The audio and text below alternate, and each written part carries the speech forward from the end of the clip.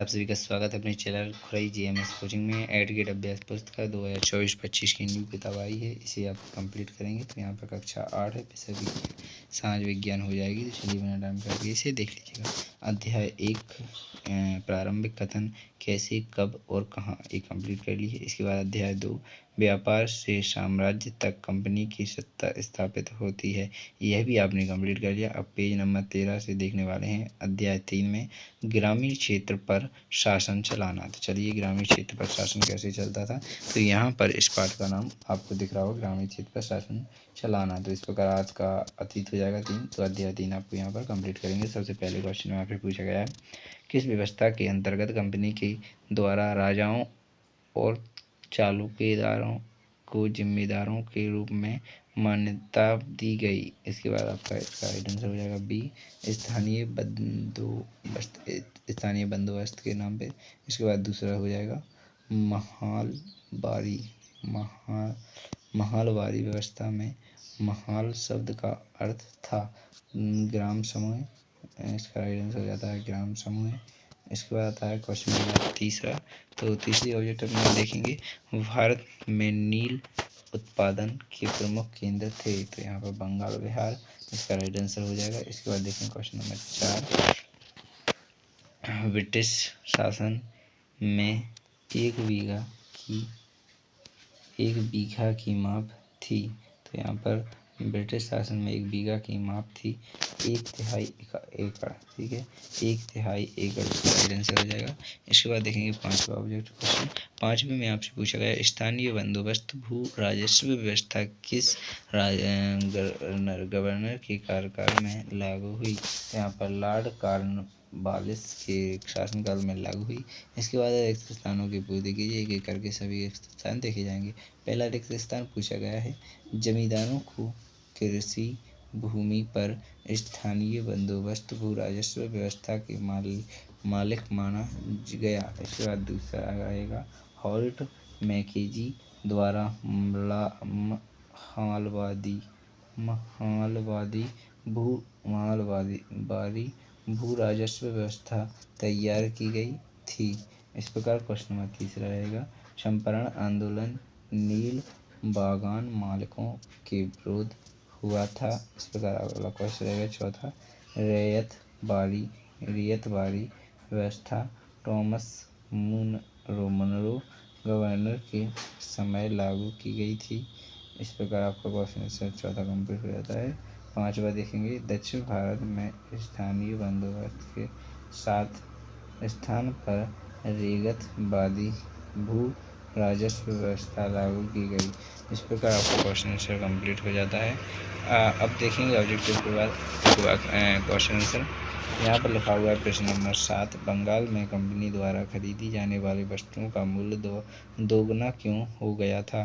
तो कंपनी किसानों से भारी भरकम लगान चलाती थी और ज़्यादा से ज़्यादा राजस्व हासिल करना चाहती थी। इसकी कोशिश थी कि वह कम से कम कीमत पर बढ़िया सूती एवं रेशमी कपड़ा खरीदे। इस कारण कुछ ही वर्षों में बंगाल में कंपनी द्वारा खरीदी जाने वाली वस्तुओं का मूल्य दोगुना हो गया था।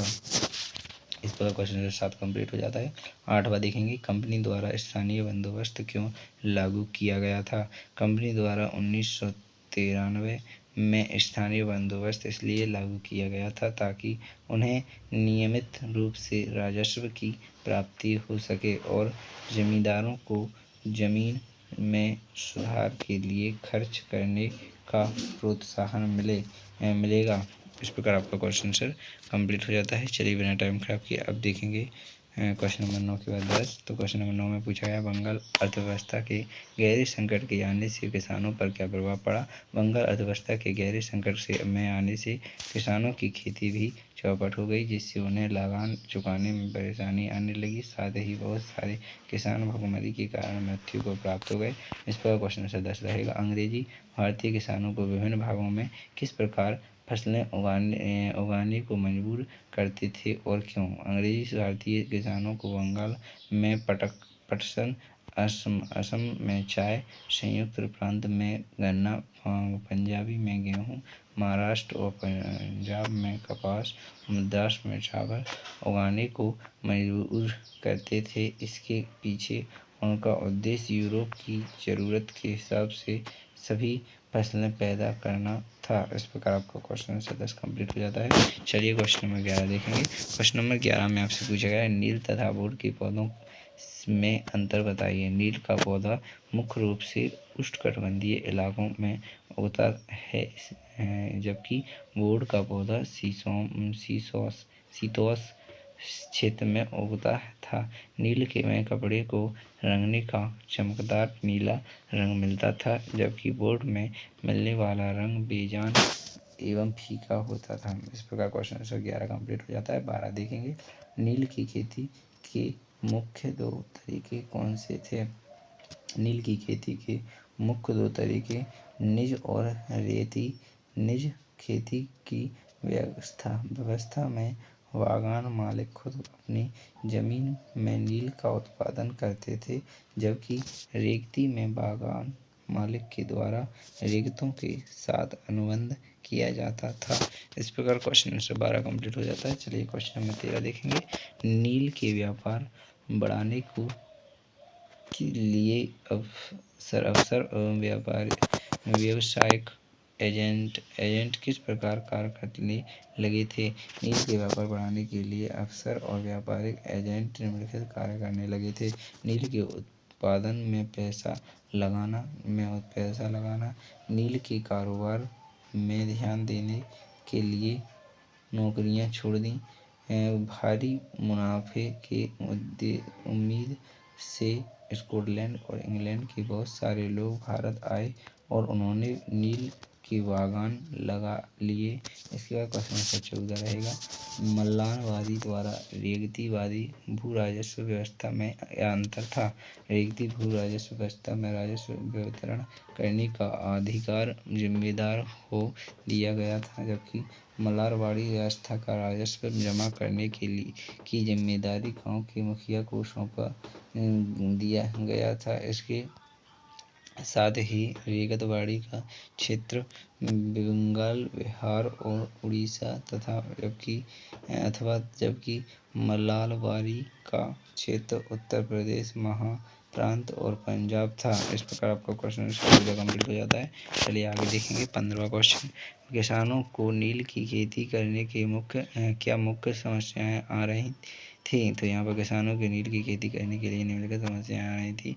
बागान मालिक चाहते थे कि किसान अपनी सबसे बढ़िया खेतों में ही नील की खेती करे। नील की खेती के बाद वहाँ धान की खेती नहीं की जा सकती थी। नील की खेती को प्रणाली शोषणकारी थी।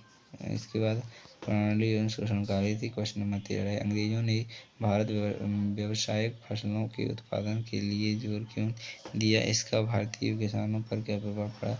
अंग्रेजों ने भारत में व्यापारिक फसलों के उत्पादन के लिए जोर इसलिए दिया क्योंकि भारत ब्रिटिश उद्योगों की मांगों को पूरा करना और यूरोप और अमेरिका बाजार में ब्रिटिश के लिए वाणिज्य लाभ उत्पादन करना था। भारत में व्यावसायीकरण के दौरान खाद्यान्न के उत्पादन के तहत कुछ क्षेत्र में कमी आई थी।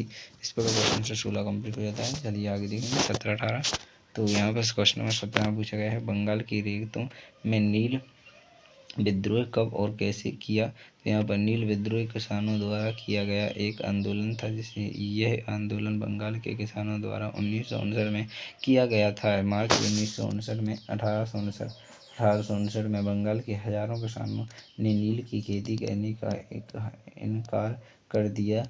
जैसे जैसे विरोध फैला, किसानों के बागान मालिकों का लागत चुकाने में इनकार कर दिया। किसानों ने तलवार, भाले और तीर कमान लेकर नील फैक्ट्री पर हमला कर दिया। इस प्रकार आपका क्वेश्चन नंबर 17 कंप्लीट हो जाता है। 18वां देखेंगे। महात्मा गांधी के चंपारण आंदोलन की शुरुआत किस बात को लेकर हुई थी? बिहार के चंपारण जिले से रहने वाले निर्धन, भूमिहीन, वंचित कृषकों से कहा के जमींदारों और साहूकारों के रूप दस्तावेज नींद की खेती करवाई जा रही थी। साथ ही जमींदारों द्वारा किसानों से मनमानी ढंग से फसल की वसूली करने के लिए विभिन्न कानून लागू किए जा रहे थे। जब महात्मा गांधी दक्षिण अफ्रीका से लौटे तो बिहार के एक किसान ने उन्हें चंपारण आकर नील किसानों की दुर्दशा को देखने का न्योता दिया। 1917 में महात्मा गांधी का यह द्वारा नील बागान मालिकों के खिलाफ चंपारण आंदोलन की शुरुआत थी। इस प्रकार आपका क्वेश्चन 18 कंप्लीट हो जाता है। चलिए 18 तक की अपने अध्याय 3 कंप्लीट कर लिया। इसी प्रकार सभी पाठों का पेपर किताब का हल कराई जाएगी। आशा करूँगा आपको यह वीडियो अच्छी लगी। धन्यवाद। जय हिंद, जय भारत, भारत माता की जय। इसी प्रकार हर एक विषय की किताब का हर एक